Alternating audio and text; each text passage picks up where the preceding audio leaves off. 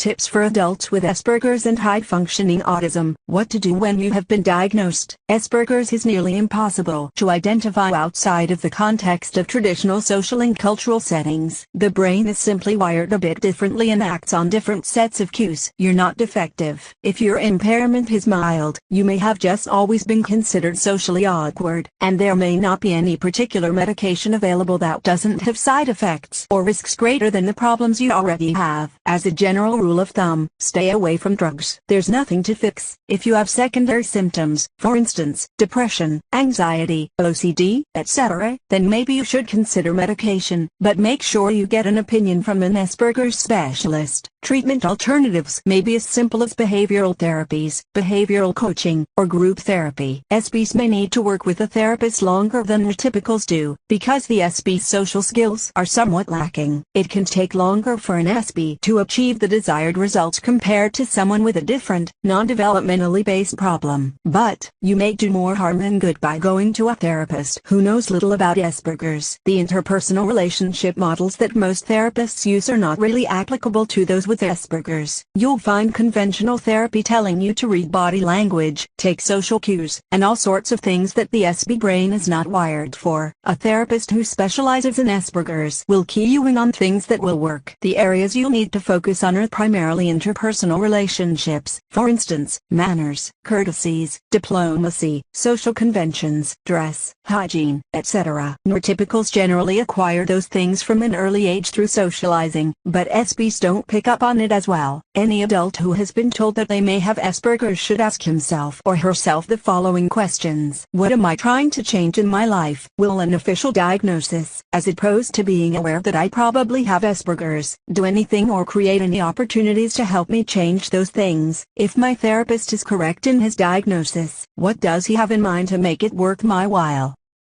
Should I get a second opinion before doing anything else?